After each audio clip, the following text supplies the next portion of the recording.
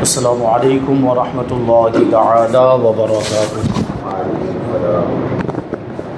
نحمده ونصلي ونسلم على رسوله الكريم اما بعد فاعوذ باللہ من الشیطان الرجیم بسم اللہ الرحمن الرحیم الا ان اولیاء اللہ لا خوف علیہم ولا هم يحزنون الذین آمنوا وکانوا یتقون صدق اللہ العظیم۔ آئیے ہم اور آپ سب سے پہلے حضور سرور کائنات، فخر موجودات، باعث تخلیق کائنات، احمد مجتبی محمد مصطفیٰ صلی اللہ علیہ وسلم کی مقدس بارگاہ میں درود و سلام کا ہدیہ پیش کریں اور پڑھیں اللہم صلی علی سیدنا و مولانا محمد معدن الجود والکرم وآلہ الکرام وابنہ الکریم وبارک وسلم صلاۃ و سلام علیک یا رسول اللہ صلی اللہ تعالی علیہ وسلم۔ عزیزان ملت اسلامیہ، آج ہم انشاءاللہ تبارک و تعالی سلطان المشائخ حضرت خواجہ نظام الدین اولیاء محبوب الہی رحمۃ اللہ تعالی علیہ کا تذکرہ کریں گے، کیونکہ ان کا عرس ابھی گزرا 18 ربیع الاخر، یہ ان کے عرس کی تاریخ، آج 20 تاریخ ہے، تو اسی نسبت سے ہم انشاءاللہ تبارک و تعالی حضرت خواجہ نظام الدین اولیاء رحمۃ اللہ تعالی علیہ کے تعلق سے کچھ باتیں سننے سنانے کی سعادت حاصل کریں گے۔ اللہ تبارک و تعالی ہم سب کو حضرت خواجہ نظام الدین اولیاء رحمۃ اللہ تعالی علیہ کے فیوز و برکات سے مالا مال فرمائے اور ہماری اس محفل کو اپنی بارگاہ میں قبول فرمائے۔ حضرت خواجہ نظام الدین اولیاء رحمۃ اللہ تعالی علیہ، آپ حضرات کو معلوم ہوگا کہ آپ بابا فرید الدین گنج شکر رحمۃ اللہ تعالی علیہ کے خلیفہ ہیں، اور بابا فرید الدین گنج شکر رحمۃ اللہ تعالی علیہ حضرت خواجہ قطب الدین بختیار کاکی رحمۃ اللہ تعالی علیہ کے خلیفہ ہیں، اور حضرت خواجہ قطب الدین بختیار کاکی رحمۃ اللہ تعالی علیہ حضرت خواجہ معین الدین چشتی اجمیری غریب نواز رضی اللہ تعالی عنہ کے خلیفہ ہیں۔ یہ سلسلہ چشتیہ کے بڑے ہی پائے کے بزرگ ہیں، اور اس میں ایک اور عظیم شخصیت کا نام اگر ہم جوڑیں، بابا فرید الدین ہی کے دوسرے خلیفہ ہیں حضرت مخدوم علاء الدین علی احمد صابر کلیری رحمۃ اللہ۔ یہ وہ بزرگ ہیں جنہوں نے ہندوستان میں اسلام پھیلایا۔ ہندوستان میں آج جو ہم اسلام کی بہاریں دیکھتے ہیں، اور ہندوستان ابھی والا ہندوستان نہیں بلکہ پرانا والا ہندوستان، غیر منقسم ہندوستان، جس میں پاکستان بھی شامل تھا، بنگلہ دیش بھی شامل تھا، بہت سارے دوسرے علاقے بھی شامل تھے، اس پورے ہندوستان میں اسلام کی جو بہاریں جو ہم دیکھ رہے ہیں، یہ ان بزرگوں کے قدموں کا نتیجہ، ان کی خدمات کا نتیجہ۔ غریب نواز رضی اللہ تعالیٰ عنہ تشریف لائے، آپ نے اسلام کے پیغام کو عام کیا، اسلام کی ترویج و اشاعت کا فریضہ انجام دیا۔ تو غریب نواز کے بارے میں تو آپ جانتے ہیں کہ 90 لاکھ غیر مسلموں کو کلمہ پڑھا کے مسلمان بنا، اور یہ 90 لاکھ، یہ جو واقعہ بیان کیا جاتا ہے نا کہ غریب نواز نے 90 لاکھ غیر مسلموں کو کلمہ پڑھا کے مسلمان بنایا، یہ آپ کو شاید اس کے پیچھے کی بات پتہ نہ ہو کہ یہ مخصوص واقعہ ہے اور یہ مخصوص تعداد ہے۔ مطلب یہ ہے کہ دہلی سے اجمیر جاتے وقت، دہلی سے جو اجمیر کا جو سفر ہوا ہے، یہ اس سفر کے دوران 90 لاکھ کو کلمہ پڑھایا، اور اس کے بعد کی جو زندگی وہ کتنے لوگوں کو کلمہ پڑھایا وہ تو ریکارڈ میں ہے بھی نہیں۔ یہ غریب نواز رضی اللہ تعالیٰ عنہ کی شان ہے۔ تو آپ کے بعد آپ کے مشن کو آپ کے خلفاء نے، آپ کے مریدین نے آگے بڑھایا۔ خواجہ قطب الدین بختیار کاکی، ان کو جانشین غریب نواز کہا جاتا ہے، یعنی غریب نواز کے دوسرے خلفاء بھی ہوئے، لیکن سب سے زیادہ عزیز، سب سے پیارے، سب سے زیادہ معتمد اور سب سے زیادہ قریبی اگر کوئی خلیفہ تھے تو وہ حضرت خواجہ قطب الدین بختیار کاکی رحمۃ اللہ تعالی، اور ان کے خلیفہ ہوئے حضرت بابا فرید الدین گنج شکر رحمۃ اللہ تعالی، اور ان کے خلیفہ ہیں حضرت خواجہ نظام الدین اولیاء محبوب الہی رحمۃ اللہ تعالی۔ یہ جو بزرگ ہیں، ان بزرگوں کا ہندوستان والوں پر بہت بڑا احسان ہے۔ ان بزرگوں نے اسلام کی دولت سے ہمیں آشنا کیا ہے، اسلام کی دولت ہمیں عطا کی ہے۔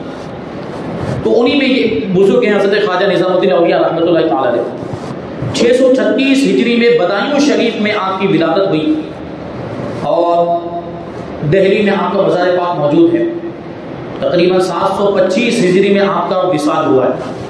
حضرت خواجہ نظام الدین اولیاء رحمۃ اللہ تعالی علیہ بڑی شان کے بزرگ ہیں. اللہ تبارک و تعالیٰ نے آپ کو بڑا بلند و بالا مقام عطا فرمایا. جب آپ دہلی میں رہتے تھے تو بڑے بڑے بادشاہ بھی آپ سے ملاقات کرنے کے لیے ترستے تھے، لیکن وہ اللہ والے ہوتے ہیں نا، ان کو دنیا سے، دنیا داری سے، دنیا کی چیزوں سے، حکومت سے، حاکموں سے، بادشاہوں سے کوئی لینا دینا نہیں ہوتا، بلکہ وہ ایسے لوگوں سے دور رہا کرتے. فرمایا گیا روایتوں میں آیا کہ سلطان علاء الدین خلجی جیسا بادشاہ، کیسا وہ پاورفل بادشاہ گزرا ہے، وہ علاء الدین خلجی بھی حضرت خواجہ نظام الدین اولیاء سے ملاقات کرنے کے لیے کوشش میں لگا ہوا تھا، لیکن اس کے باوجود بھی آپ نے اس کو ملاقات کا موقع نہیں دیا. یہ شان ہے، کیونکہ جو وہ دنیا کے جو بادشاہ ہوتے ہیں، یہ آپ کو پتا ہے دنیا کے جو بادشاہ ہوتے ہیں ان کی حکومت سروں پہ ہوتی ہے، لیکن جو اللہ والے ہوتے ہیں ان کی حکومت دلوں پر ہوا کرتی ہے. اور یہ ان بادشاہوں کو بھی اس بات کا احساس تھا، اس لیے تو نیاز مندی کے نذرانے پیش کیا کرتے تھے اور چاہتے تھے کہ ان کی بارگاہ میں وہ مقبول ہو جائے، اللہ والوں کی بارگاہ میں مقبول ہو جائے، اور اللہ والے ان کے لیے دعا کر دیں تو پھر ان کی بادشاہت کا دائرہ اور وسیع ہو جائے. یہ دنیا کے بادشاہوں کے معاملات تھے، لیکن یہ اللہ والے ہیں جو دلوں پر حکومت کیا کرتے ہیں. دنیا کی جو حکومت یا جو حکومت ظاہری ہوتی وہ کبھی ختم بھی ہو جاتی، یا وہ ہے کہ وہ کبھی کسی لالچ کی وجہ سے ہوتی ہے، کبھی دنیاوی غرض کی وجہ سے ہوتی ہے. لوگ اگر عقیدت کا اظہار بھی کرتے ہیں تو اس کے پیچھے کوئی مطلب ہوتا ہے. تو دنیا کے بادشاہ کا اگر ادب کوئی کر بھی رہا ہے تو کیونکہ بہت بڑا پاورفل بادشاہ ہے، اگر اس کا ادب نہیں کریں گے تو ہمیں نقصان پہنچا دے گا، یہ معاملہ ہے. لیکن جو اللہ والے ہوتے ہیں ان کا اگر کوئی ادب کرتا ہے تو دل سے ادب کرتا ہے، کیونکہ دل میں ان کی محبت ہوتی ہے، دل میں ان کی عقیدت ہوتی ہے. اور کیوں ہوتی ہے؟ کیونکہ وہ اللہ والے ہوتے ہیں، اللہ کے فرما بردار، اللہ کے نیک، اللہ کے محبوب اور مقبول بندے ہوتے ہیں. اللہ تبارک و تعالیٰ ان کے نیک اعمال کی وجہ سے لوگوں کے دلوں میں ان کی محبت پیدا فرما دیا کرتا ہے، اس لیے وہ لوگوں کے محبوب بن جاتے. تو خواجہ نظام الدین اولیاء کا تو لقب ہی ہے محبوب الہی، اللہ کے محبوب. عوام کے دلوں میں بھی، انسانوں کے دلوں میں بھی آپ کی محبت بیٹھی ہوئی تھی، اور حال یہ تھا کہ اللہ تبارک و تعالیٰ کی بارگاہ میں بھی محبوبیت کے درجے پر فائز تھے. اللہ تبارک و تعالیٰ نے بھی ان کو اپنا محبوب بنا لیا تھا، اسی لیے آپ کا لقب کیا ہو گیا؟ محبوب الہی، اور قیامت تک آپ کو محبوب الہی کہا جاتا رہے گا. حضرت خواجہ نظام الدین اولیاء رحمۃ اللہ تعالیٰ علیہ کے آبا و اجداد کے بارے میں ہم بات کریں تو وہ بخارا کے رہنے والے تھے. آپ کے باپ دادا، آپ کے خاندان کے بزرگ بخارا کے رہنے والے تھے. جو بخارا جو شہر ہے اس وقت ازبکستان میں پڑتا ہے. ازبکستان یہ افغانستان سے بالکل ملا ہوا ایک دوسرا ملک ہے، پاکستان، افغانستان، ازبکستان.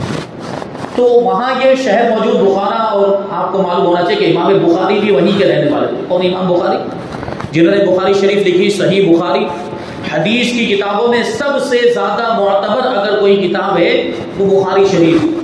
امام بخاری بھی وہیں کے رہنے والے تھے، اور حضرت خواجہ نظام الدین اولیاء رحمۃ اللہ تعالی علیہ کے خاندان کے بزرگ بھی وہاں کے رہنے والے تھے، بخارا کے رہنے والے تھے. تو یہاں ہندوستان میں آنا کیسے ہوا؟ حضرت سید عرب رحمۃ اللہ تعالی جو حضرت خواجہ نظام الدین اولیاء رحمۃ اللہ تعالی علیہ کے نانا جان ہیں، یہ بہت بڑے تاجر تھے، تجارت کیا کرتے تھے. اور جو تجارت کا آپ کا کاروبار تھا اس کا پیمانہ، اس کا دائرہ بہت وسیع تھا.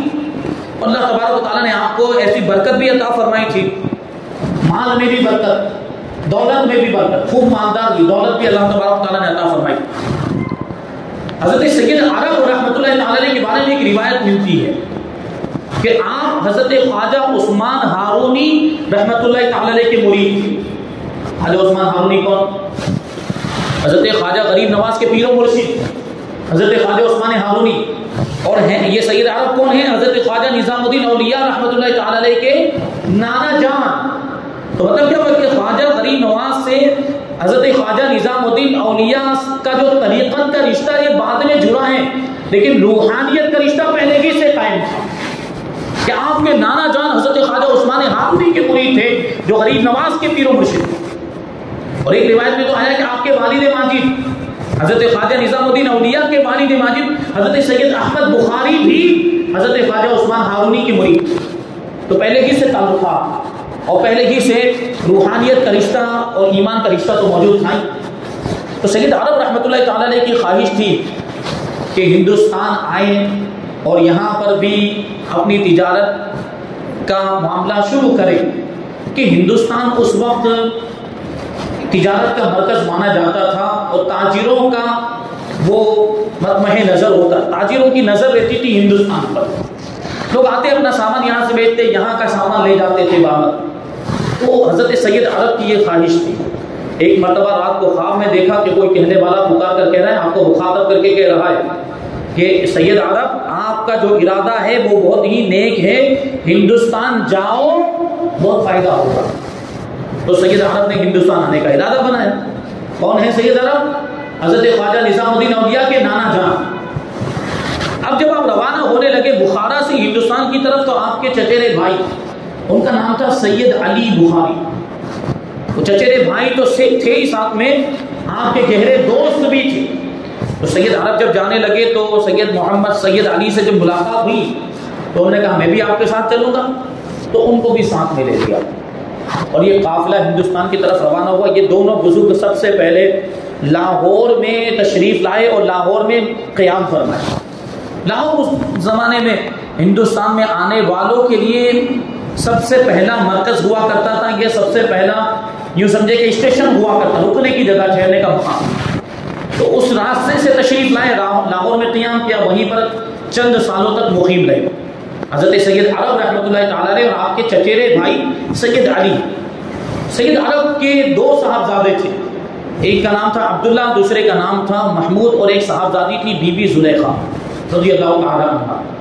ایک دن سید عرب نے اپنے چچیرے بھائی سید علی سے کہا کہ میں چاہتا ہوں، میری خواہش یہ ہے کہ ہمارا جو رشتہ ہے یہ اور زیادہ مضبوط ہو جائے، ہمارا جو رشتہ ہے یہ اور زیادہ مستحکم ہو جائے۔ تو سید علی جو وہ بات کو سمجھ نہیں پائے، اشارہ سمجھ نہیں پائے، تو کہنے لگے ہمارا رشتہ تو پہلے سے مضبوط ہے، ہم چچیرے بھائی بھی ہیں، گہرے دوست بھی ہیں، اور انشاءاللہ تبارک و تعالیٰ اللہ کے فضل و کرم سے آئندہ بھی ہمارا رشتہ مضبوط رہے گا۔ سید عرب کہتے ہیں میں یہ نہیں کہنا چاہتا، میرا کہنے کا مطلب یہ ہے کہ میں اپنی بیٹی کا ہاتھ تمہارے بیٹے کے ہاتھ میں دینا چاہتا ہوں، یعنی میں اپنی بیٹی کا رشتہ تمہارے بیٹے کے ساتھ کرنا چاہتا ہوں۔ تو سید علی نے انکار کر دیا، نہیں یہ نہیں ہو سکتا۔ تو وجہ کیا ہے؟ بولے میرا جو بیٹا ہے وہ آپ کے پائے کا نہیں ہے، آپ کے اسٹیٹس کا نہیں، کیونکہ آپ بہت مالدار ہیں، بہت بڑے تاجر ہیں، آپ کے پاس مال کی کمی نہیں ہے، اور آپ کی بیٹی کا حال یہ ہے کہ وہ ناز و نعمت میں پلی ہے، آرام اور آسائش میں پلی ہے، خوب زیادہ دولت اس نے دیکھی ہے۔ میرا بیٹا اس کا ذریعہ معاش بہت ہی محدود ہے، بہت غریب ہے، وہ زیادہ کماتا نہیں ہے، اس کے پاس بہت زیادہ دولت نہیں، بہت زیادہ مال نہیں، وہ آپ کی بیٹی کو وہ آرام وہ آسائش وہ نعمتیں نہیں دے پائے گا جو آپ اس کو دے رہے۔ تو سید عرب نے کیا جملہ کہا تھا، غور کرنے کی بات۔ سید عرب رحمۃ اللہ تعالی علیہ جواب دیتے ہیں کہ اگرچہ میں بہت زیادہ مالدار ہوں، اگرچہ میرے پاس بہت زیادہ مال ہے، لیکن کثرت مال اور کثرت دولت کے باوجود میں نے اپنے بچوں کو صبر و قناعت کی تعلیم دی۔ وہ فقر و فاقہ میں بھی رہنا جانتے، محتاجی میں بھی رہنا جانتے، غربت میں بھی کیسے زندگی گزاری جاتی ہے، میں نے ان کی اس انداز میں پرورش کی، ان کو سکھایا۔ تو میں تمہارے بچے کی غریبی یا امیری کو دیکھ کر تمہارے بیٹے کے ہاتھ میں اپنی بیٹی کا ہاتھ نہیں دے رہا ہوں، بلکہ اس کے زہد و تقویٰ اور اس کی پرہیزگاری کو دیکھ کر اپنی بیٹی کا ہاتھ اس کے ہاتھ میں دے رہا ہوں۔ اب جا کے سید محمد علی راضی ہو گئے، اور بی بی زلیخا رحمۃ اللہ تعالی علیہ اور حضرت سید احمد بخاری جو سید علی کے صاحبزادے سید احمد بخاری دونوں کا نکاح ہو گیا۔ سید احمد بخاری ہی حضرت خواجہ نظام الدین اولیاء رحمۃ اللہ تعالی علیہ کے والد ماجد۔ اب یہ رشتہ قائم ہو گیا، دن گزرنے لگ گئے، بار بار سید احمد بخاری رحمۃ اللہ تعالی علیہ کو خیال آتا کہ میں تو غریب آدمی ہوں، یہ مالدار گھرانے کی لڑکی میری بیوی بن کر آ گئی، پتہ نہیں اس کو یہاں پر کتنی پریشانیوں کا سامنا ہوگا. بار بار کہتے کہ مجھے یہ خلیش ہمیشہ جو ہے کہ ستاتی رہتی, یہ فکر ہمیشہ جو ہے کہ مجھے ستاتی رہتی ہے کہ تم ناز و نعم میں پلی ہوئی, اب غریبی میں رہنا پڑ رہا ہے, بعض اوقات تو فاقے بھی ہو جاتے ہیں, اور تم آرام آسائش میں رہ کر آئی, میں تمہیں ویسا آرام نہیں دے پا رہا ہوں, مجھے یہ پریشانی ہمیشہ یہ پریشانی لاحق رہتی, یہ فکر مجھے ستاتی رہتی ہے. تو آپ کی جو بیوی تھی, جیسے دیکھیں حضرت سید عرب نے جو پرورش کی تھی وہ پرورش اس جملے سے ظاہر ہوتی ہے کہ کیسے پرورش کی تھی. حضرت بیوی زلیخا رضی اللہ تعالی عنہ جواب دیتی تھی کہ ایک عورت کے لیے اس کی خواہشات کی سب سے بڑی معراج یہ ہوتی ہے کہ اس کا شوہر اس سے راضی ہو جائے. آپ مجھ سے راضی رہیں, میرے لیے یہی کافی ہے, چاہے دنیا کی دولت ہو یا نہ ہو, چاہے مال ہو یا نہ ہو, آرام اور آسائش ہو نہ ہو, شوہر بیوی سے راضی ہو. ایک بیوی جو فرما بردار بیوی ہو اس کے لیے یہی کافی ہوتا ہے کہ اس کا شوہر اس سے راضی ہو.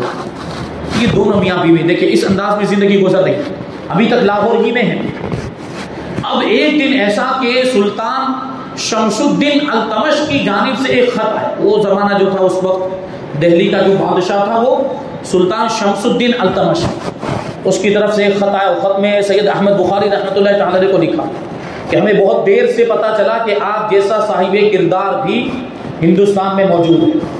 ہمیں بہت دیر سے پتا چلا, لیکن چونکہ اب ہمیں پتا چل چکا ہے کہ آپ موجود, اتنی عظیم شخصیت, اس لیے ہم آپ کو بدایوں شہر کا عہدۂ قضا سپرد کرنا چاہتے ہیں, یعنی بدایوں شہر کا قاضی بنانا چاہتے ہیں. آپ اس عہدے کو قبول فرمائیں اور اسلامی سلطنت کو, اسلامی حکومت کو مضبوط کرنے میں میرا ساتھ دیں. مجھے امید ہے کہ آپ اس عہدے کی ذمہ داری کو بحسن و خوبی انجام دیں گے, اس کے فرائض کو اچھی طرح سے نبھائیں گے, ذمہ داریاں اچھی طرح سے آپ پوری کریں گے. بہرحال حضرت خواجہ سید احمد بخاری رحمۃ اللہ تعالی نے اس عہدے کو قبول کر لیا, بدایوں کے قاضی کا عہدہ. اب وہ قاضی مطلب وہ نکاح پڑھانے والا قاضی نہیں, بلکہ قاضی شرع جو شریعت کے فیصلے کرتا ہے. پرانے زمانے میں قاضی شرع ہوا کرتے تھے, ان کا باقاعدہ دربار لگتا تھا, ان کی باقاعدہ عدالت لگتی تھی, عدالت شرعیہ, شرعی عدالت لگتی تھی. لوگ اپنے مقدمات لے کر ان کے پاس آتے تھے اور وہ شریعت کے اصول اور قوانین کی روشنی میں ان مقدمات کا فیصلہ کیا کرتے تھے. آج کی طرح یہ کورٹ نہیں ہوا کرتے تھے, کچہریاں نہیں ہوا کرتی تھی. اس زمانے میں اسلامی حکومتوں میں یہ شرعی عدالتیں ہوا کرتی جہاں شریعت کے مطابق فیصلے کیے جاتے. جو فیصلے کرتے ہیں ان کو قاضی شرع کہا جاتا ہے. تو حضرت سید احمد بخاری حضرت خواجہ نظام الدین اولیاء رحمۃ اللہ تعالی علیہ کے والد ماجد کو بدایوں شہر کا قاضی بنا دیا گیا. اب تھوڑے حالات سدھر گئے, وہ غریبی کے معاملات کچھ کم ہوئے, بادشاہ کی طرف سے اتنے بڑے عہدے پر فائز ہو چکے تھے, زندگی آسانی کے ساتھ گزرنے لگ گئی, اطمینان کے ساتھ گزر رہی. لیکن آپ کی شادی کو 15 سال گزر گئے. حضرت بی بی زلیخا رضی اللہ تعالیٰ عنہ کے ساتھ آپ کی شادی 15 سال گزر گئے, لیکن اولاد کی نعمت سے محروم. 15 سال تک کوئی اولاد نہیں, تو بڑے پریشان رہتے تھے, غمگین بھی رہتے تھے. اور آپ کی بیوی زوجہ محترمہ بی بی زلیخا رضی اللہ تعالیٰ عنہ بھی پریشان رہتی. تو کبھی کبھی حضرت خواجہ سید احمد بخاری ان کو تسلی دیتے, سمجھاتے. تو بی بی زلیخا ایک جملہ ارشاد فرما, دیکھ اللہ پر کیسا بھروسہ, یہ اللہ والوں. خواجہ نظام الدین اولیاء رحمۃ اللہ تعالی علیہ کی شخصیت کو دیکھیں تو ان کے ماں باپ پھر کیسے ہوں گے, ان کے والد صاحب کیسے ہوں گے, غور کرنے. اور ان کی والدہ کا مقام و مرتبہ تو یہ ہے, روایتوں میں کتابوں میں لکھا ہے کہ ان کے زہد و تقویٰ کی وجہ سے ان کو اس زمانے کی رابعہ بصریہ کہا جاتا تھا. خواجہ نظام الدین اولیاء رحمۃ اللہ تعالی علیہ کی والدہ ماجدہ ایسی وہ نیک خاتون تھی, متقی پرہیزگار خاتون تھی. تو جب آپ کو سمجھاتی سید احمد بخاری تو وہ کیا کہتی, حضرت بی بی زلیخا رضی اللہ تعالیٰ عنہ ایک جملہ کہتی تھی کہ میں اداس ضرور ہوں لیکن اللہ کی رحمت سے مایوس نہیں. میں اداس ضرور ہوں لیکن اللہ کی رحمت سے مایوس نہیں ہوں. مجھے امید ہے کہ اللہ تبارک و تعالیٰ ہمیں اولاد کی نعمت عطا فرمائے. رات رات جا کر عبادت کیا کرتی اور اللہ کی بارگاہ میں اولاد کے لیے دعائیں کرتی تھی. اور حضرت زکریا علیہ السلام نے جو دعا کی تھی وہ دعائیں کرتی رہتی, رب لا تذرنی فردا وانت خیر الوارثین, کہ اے پروردگار تو مجھے اکیلا نہ چھوڑنا, تو سب سے بہترین وارث ہے. مطلب اولاد کی نعمت ہمیں عطا فرما. حضرت زکریا نے جب یہ دعا کی تھی تو اللہ تبارک و تعالیٰ نے اولاد کی شکل میں آپ کو حضرت یحییٰ علیہ السلام عطا فرمائے تھے. تو یہ دعا حضرت بی بی زلیخا رضی اللہ تعالیٰ عنہا بھی کیا کرتی تھی اور آپ کے شوہر حضرت سید احمد بخاری رحمۃ اللہ تعالی بھی رات کی تاریکیوں میں، رات کے اندھیروں میں مصلی بچھا کر وہ بھی اللہ کی بارگاہ میں یہی دعا کیا کرتے تھے۔ آخرکار دونوں میاں بیوی کی دعا رنگ لائی، اللہ تبارک و تعالیٰ کی بارگاہ میں ان کی دعائیں مقبول ہوئی اور اللہ تبارک و تعالیٰ نے ان کو ایک نورانی شکل والا بیٹا عطا فرمایا۔ وہ بیٹا ان کے گھر میں پیدا ہوا اور اس کے چہرے کی روشنی کا عالم یہ تھا، وہ ایسا روشن چہرہ لے کر پیدا ہوا کہ اس کے چہرے کے نور سے اس گھر کے در و دیوار روشن ہو گئے۔ وہ بچہ کوئی اور نہیں، حضرت خواجہ نظام الدین اولیاء محبوب الہی رحمۃ اللہ تعالی یہ پیدا ہوئے۔ آپ کا نام سید محمد رکھا گیا، نظام الدین لقب بعد میں ہوا، محبوب الہی لقب بعد میں ہوا، آپ کا جو پیدائشی نام ہے وہ ہے سید محمد۔ حضرت خواجہ نظام الدین اولیاء رحمۃ اللہ تعالی کے ایک سال کے بعد ایک اور بچی پیدا، آپ کی بہن پیدا ہوئی، لیکن پھر کیا ہوا کہ کچھ عرصہ گزرنے کے بعد آپ کے والد ماجد بیمار ہو گئے سید احمد بخاری، اور خواجہ نظام الدین اولیاء رحمۃ اللہ تعالی کی عمر ابھی 5 سال کی تھی کہ آپ کے والد ماجد کا انتقال ہوا۔ آپ کے والد ماجد کا سایہ سر سے اٹھ گیا، پھر ساری ذمہ داری آپ کی والدہ پر آ گئی۔ سید احمد بخاری رحمۃ اللہ تعالی کا مزار پاک آج بھی بدایوں شہر میں موجود ہے۔ ساگر تال نام کا ایک تالاب، بہت بڑا تالاب ہے، اس تالاب کے قریب میں ہی سید احمد بخاری رحمۃ اللہ تعالی کا مزار پاک موجود، جو حضرت خواجہ نظام الدین اولیاء رحمۃ اللہ تعالی کے والد ماجد ہے۔ لیکن خواجہ نظام الدین اولیاء کا مزار پاک کہاں پر ہے؟ دہلی میں۔ تو وہی سوال ابھی تک تو بدایوں میں ہے، بدایوں سے دہلی کیسے آئے؟ یہ واقعات کا ایک سلسلہ۔ حضرت خواجہ نظام الدین اولیاء رحمۃ اللہ تعالی کے والد ماجد کا انتقال ہو گیا، پوری ذمہ داری آپ کی والدہ ماجدہ پر۔ گھر میں 4 افراد اور چاروں افراد کی ذمہ داری آپ کی والدہ خود ان کی، اور خواجہ نظام الدین اولیاء کی ذمہ داری، آپ کی بہن کی ذمہ داری، اور گھر میں ایک ملازمہ تھی، ایک خادمہ تھی جو گھر کا کام کیا کرتی، اس کی بھی ذمہ داری آپ پر۔ حضرت بی بی زلیخا پر آ گئی۔ اب ہوتا کیا تھا، وہ ملازمہ، وہ خادمہ تو خود تنخواہ کی منتظر رہتی تھی، وہ کام ہی اس لیے کرے کہ اس کو پیسے ملے، تو اب اس کے بھی کھانے پینے کا انتظام کرنا ہے، تو کرتی یہ تھی کہ بازار سے روئی منگوا کر اس کو کاٹ کر سوت تیار کرتی، کاٹن تیار کرتی، کاٹن کے دھاگے تیار کرتی تھی، اور پھر اس کو بازار میں خادمہ کے ذریعے بھیجتی، اور اس کو بیچ کر جو کچھ بھی رقم حاصل ہوتی تھی اسی سے گھر کا گزر بسر چلتا تھا۔ لیکن وہ رقم اتنی زیادہ نہیں ہوتی تھی کہ آسانی کے ساتھ زندگی گزرے، وہ رقم اتنی معمولی ہوا کرتی تھی کہ بہت زیادہ کوشش کرنے کے باوجود بھی ہفتے میں 1 دن تو فاقہ ہو جاتا۔ یہ زندگی اللہ والوں کی زندگی، بچپن کی زندگی ایسی گزرتی، یعنی خوب محنت اور مشقت کرنے کے باوجود بھی ہفتے میں 1 دن فاقہ ہو جاتا تھا، 1 دن کھانے کا انتظام نہیں ہو پاتا۔ یہ وہ مائیں ہیں جنہوں نے اپنے بچوں کی ایسی تربیت کی، تب جا کے بچے بڑے ہو کر اللہ کے ولی بنے۔ آج دیکھیں تو وہی تو سوال پیدا ہوتا ہے، لوگ سوال پوچھتے ہیں کہ آج اللہ کے ولی کیوں نہیں پیدا ہوتے؟ ہم اللہ کے ولیوں کا تذکرہ سنتے پرانے زمانے میں، یہ اللہ کے ولی، وہ اللہ کے ولی، اب کیوں نہیں سننے میں آتا؟ کیوں؟ کیونکہ ماؤں کی تربیت میں بھی تو وہ اثر نہیں رہا۔ اس زمانے میں مائیں دیکھیں تو قرآن کی تلاوت کر کے بچوں کو کھانا کھلاتی تھی، وہ مائیں جو نمازوں کی پابند ہوتی، جو تہجد گزار ہوتی، پھر وہ اپنے بچوں کو دودھ پلاتی، تو پھر بچے کا مقام و مرتبہ کیا ہوگا؟ اور آج کیا ہوتا ہے؟ ٹی وی دیکھتے دیکھتے بچے کو دودھ پلایا جا رہا ہے، گھر میں گانے بج رہے ہیں، گھر میں ڈرامے چل رہے ہیں، سیریل چل رہے ہیں، گناہوں کا بازار گرم، گالیاں دی جا رہی ہے، بے حیائی والی باتیں ہو رہی، بچہ وہی سب سیکھ رہا ہے، تو وہ بڑا ہو کر اللہ کا ولی بنے گا یا پھر وہ ایکٹر بنے گا؟ مجھے بتائیے۔ اسی لیے تو یہ سب حال ہے۔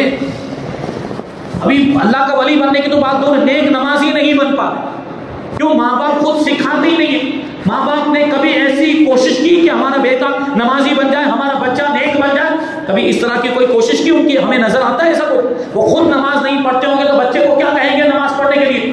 کیوں؟ کیونکہ حال یہ ہے کہ اگر بچے کو کہا بیٹا جاؤ نماز پڑھنے کے لیے، بچہ جو ہے وہ پلٹ کر جواب دے گا، بیٹا پلٹ کر آپ خود نہیں پڑھتے مجھے کیوں بولتے؟ بچے کی بھی تو تربیت ایسی ہوئی کہ ماں باپ کا ادب کرنا نہیں جانتا، اس لیے تو پلٹ کے جواب دیتا ہے، لیکن وہ جواب بھی ان کی تربیت ہی کا نتیجہ ہے۔ یہ حال ہے ہمارے گھروں کا، اور گھروں کا ماحول ایسا ہو چکا ہے، تو اللہ کے ولی کہاں سے پیدا ہو؟ بہرحال حضرت خواجہ نظام الدین اولیاء رحمۃ اللہ تعالی کے گھر کا ماحول، اب ہفتے میں 1 دن فاقہ ہو جاتا، اور جب فاقہ ہوتا، جب کھانے کا انتظام نہیں ہوتا، حضرت خواجہ نظام الدین اولیاء، بہت پیارا واقعہ، بہت پیاری بات، حضرت خواجہ نظام الدین اولیاء رحمۃ اللہ تعالی علیہ اپنی والدہ ماجدہ کی بارگاہ میں آتے اور کچھ کھانے کے لیے مانگتے. چھوٹے سے بچے 5-6 سال کی عمر ہے. تو والدہ ماجدہ کیا جواب دے کہ وہ بھی کیسی معرفت والی خاتون تھی. اللہ تبارک و تعالیٰ نے ان کا بھی مقام و مرتبہ کیسا, ان کے جملوں میں بھی کیسی تاثیر. تو آپ کی والدہ ماجدہ یہ جواب دیتی, کھانا تو ہوتا نہیں. تو کیا کہتی, فرماتی کہ بیٹا سید محمد آج ہم اللہ کے مہمان ہیں. آج ہم کس کے مہمان ہیں؟ آج ہم اللہ کے مہمان ہیں. اچھا ہمارا آپ کا بچہ ہوتا تو مطلب پوچھتا کہ اللہ کے مہمان ہونے کا مطلب کیا ہے. لیکن ان کو پتا تھا کہ اللہ کا مہمان ہونے کا مطلب پورا دن بھوکا رہنا پڑے گا. حضرت خواجہ نظام الدین اولیاء رحمۃ اللہ تعالی کو پتا تھا کہ پورا دن بھوکا رہنا پڑے گا. آج کسی بچے کو پتا چل جائے کہ اس کو پورا دن بھوکا رہنا پڑے گا, وہ کیسا معاملہ مچائے گا. آج کل کا 5-6 سال کا بچہ چیخے گا, چلائے گا, روئے گا, پورا گھر اپنے سر پر اٹھا لے گا. لیکن یہ حضرت خواجہ نظام الدین اولیاء, اللہ تبارک و تعالیٰ نے بچپن ہی سے وہ مقام و مرتبہ عطا فرمایا. جب آپ کی والدہ ماجدہ آپ سے ارشاد فرماتی کہ آج ہم اللہ کے مہمان, تو اتنے خوش ہو جاتے, اتنے خوش ہو جاتے اور ایسے مطمئن ہو جاتے جیسے دنیا کی ہر نعمت مل گئی. معلوم تھا کہ اللہ کا مہمان بننے کا مطلب بھوکا رہنا پڑے گا, اس کے باوجود خوش ہو رہے. کیوں خوش ہو رہے؟ آگے سنیں. حضرت خواجہ نظام الدین اولیاء رحمۃ اللہ تعالی علیہ اس دن پورا بھوکا رہ کر گزار دیتے, لیکن شکایت کا لفظ زبان پر نہیں لاتے تھے کہ بھوکا کیوں رکھا گیا, مجھے کھانا کیوں نہیں دیا گیا. اور جب دوسرے دن کھانے کا انتظام ہو جاتا, آپ کی والدہ ماجدہ کھانا پیش کرتی, تو حضرت خواجہ نظام الدین اولیاء عرض کرتے تھے کہ معرفت اسی وقت سے روحانیت اور کیسا اللہ تبارک و تعالیٰ نے شعور عطا فرمایا تھا, بچپن ہی سے وہ آگہی عطا فرمائی تھی, کیسا ادراک تھا. یہ اللہ تبارک و تعالیٰ نے بچپن ہی سے چونکہ چن لیا تھا ولایت کے مرتبے کے لیے, تو شان کیسی. حضرت خواجہ نظام الدین اولیاء کے سامنے جب دوسرے دن کھانا پیش کیا جاتا تو اپنی والدہ ماجدہ کی بارگاہ میں عرض کرتے کہ ہم دوبارہ پھر کب اللہ تبارک و تعالیٰ کے مہمان بنیں گے. ابھی سوچیں, پھر کون سا دن ایسا ہوگا جب ہم اللہ کے مہمان پھر سے بنیں گے. معلوم ہے کہ اللہ کا مہمان بننے کا مطلب بھوکا رہنا. پھر بھی پوچھ رہے ہیں کہ وہ کون سے روز ہم اللہ کے مہمان بنیں گے. تو آپ کی والدہ ماجدہ کہتی کہ یہ تو اللہ کی مرضی پر ہے. اللہ تبارک و تعالیٰ کسی کا محتاج نہیں, سب اس کے محتاج ہیں. وہ جب چاہے گا تب وہ ہمیں پھر سے اپنا مہمان بنائے گا. تو اس پر بھی بس نہیں. جب یہ جملہ آپ کی والدہ ماجدہ کہتی نا کہ اللہ تبارک و تعالیٰ جب چاہے گا ہمیں اپنا مہمان بنائے گا, تو اس پر حضرت خواجہ نظام الدین اولیاء دعا کرتے تھے. سوچے کیسی معرفت والی دعا. حضرت خواجہ نظام الدین اولیاء رحمۃ اللہ تعالی علیہ اللہ کی بارگاہ میں ہاتھ اٹھا, چھوٹے چھوٹے ننھے ہاتھ, 6-7 سال کی عمر ہے. ایسی عمر میں ہمارے بچوں کو کیا پتا چلتا ہے؟ کچھ بھی نہیں پتا چلتا, کچھ بھی شعور نہیں ہوتا. حضرت خواجہ نظام الدین اولیاء اس وقت بھی اللہ کی بارگاہ میں یہ دعا کرتے ہیں کہ اے پروردگار تو ہمیں روزانہ اپنا مہمان بنا. بات سمجھ میں آئی؟ سبحان اللہ, تو ہمیں روزانہ اپنا مہمان بنا. یہ شان ہے. بچپن ہی سے ولایت کے آثار ظاہر ہونے لگتے ہیں. کیوں؟ اگرچہ ظاہری طور پر کھانا نہیں ملتا تھا, اگرچہ وہ ظاہری خوراک نہیں, روٹی دال چاول نہیں ملتے تھے, گیہوں نہیں ملتا تھا, لیکن روحانی غذا ملا کرتی. اور جس کو روحانی غذا ملے پھر اس کو دنیا کے کھانے کی ضرورت نہیں پڑتی, اس کو یہ ظاہری غذا کی ضرورت نہیں پڑتی. یہ شان ہے حضرت خواجہ نظام الدین اولیاء رحمۃ اللہ تعالی علیہ. بہرحال پھر مکتب میں آپ کو داخل کیا گیا تعلیم حاصل کرنے کے لیے. ابھی تک تو آپ کی والدہ ماجدہ آپ کو پڑھا رہی تھی, ابھی تک کسی مدرسے میں آپ داخل نہیں ہوئے تھے. 5-6 سال کی عمر ہوئی تو حضرت خواجہ نظام الدین اولیاء رحمۃ اللہ تعالی علیہ کو بدایوں شہر کے ایک مکتب میں وہاں تعلیم حاصل کرنے کے لیے داخلہ دلایا گیا. وہاں پر حضرت مولانا شاطی بوقری رحمۃ اللہ تعالی علیہ کے بارگاہ میں آپ حاضر ہوئے. حضرت خواجہ نظام الدین اولیاء اور تعلیم حاصل کرنا شروع کیا. حفظ قرآن انہی کے پاس رہ کر آپ نے مکمل کیا ہے. اور آپ خود بیان کرتے ہیں حضرت مولانا شاطی بوقری وہ بھی بہت بڑے اللہ کے ولی اور صاحب کرامت بزرگ تھے. ان کے بارے میں حضرت خواجہ نظام الدین اولیاء رحمۃ اللہ تعالی علیہ خود فرماتے ہیں کہ ہمارے استاد حضرت مولانا شاطی بوقری رحمۃ اللہ تعالی علیہ کا عالم یہ تھا کہ ان کے پاس اگر کوئی قرآن پاک کی ایک سورت پڑھ لے تو وہ پورے قرآن کا حافظ ہو جایا کرتا. یہ ان کی کرامت تھی. حضرت خواجہ نظام الدین اولیاء آگے فرماتے ہیں کہ میں نے بھی حضرت مولانا شاطی بوقری کے پاس قرآن پاک کا ایک پارہ پڑھا تھا, اس کے بعد جو بھی قرآن پاک کی آیت یا جو بھی سورت میں پڑھتا وہ میرے ذہن میں نقش ہو جایا کرتا کرتی تھی، یہاں تک کہ استاد گرامی کے روحانی فیض سے بغیر کسی محنت اور بغیر کسی خاص اہتمام کے میں پورے قرآن کا حافظ بن گیا، پورے قرآن کے حافظ بن گئے حضرت خواجہ نظام الدین اولیا، اور 10-11 سال کی عمر میں ہی پورے قرآن کے حافظ بن گئے تھے۔ پھر حضرت مولانا علاء الدین اصولی رحمۃ اللہ تعالی کی بارگاہ میں حاضر ہوئے آگے کی کتابیں پڑھنے کے لیے، مذہبی کتابیں، اسلامی کتابیں پڑھنے کے لیے، اور ان کے پاس رہ کر قدوری شریف تک آپ نے تعلیم حاصل کی، قدوری شریف تک۔ اور قدوری شریف جب یہ فقہ حنفی کی بہت ہی مشہور و معروف کتاب، آج بھی مدرسوں میں دارالعلوم میں یہ کتاب پڑھائی جاتی ہے، قدوری شریف، امام قدوری کی لکھی ہوئی کتاب ہے، مذہب حنفی کی کتاب۔ تو یہ کتاب آپ نے مولانا علاء الدین اصولی سے پڑھی، اور جب یہ قدوری شریف مکمل ہوئی تو باقاعدہ آپ کی دستار بندی بھی ہوئی، اور دستار بندی کا واقعہ بڑا تفصیلی واقعہ ہے۔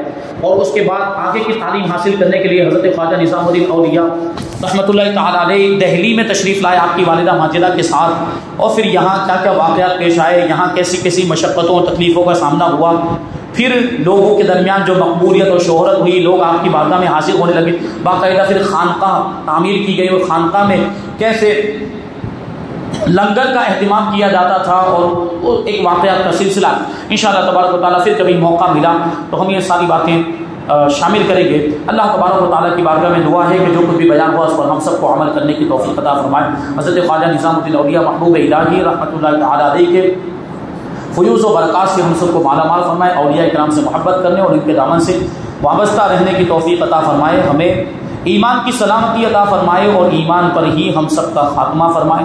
وما علینا الا البلاغ۔ السلام علیکم۔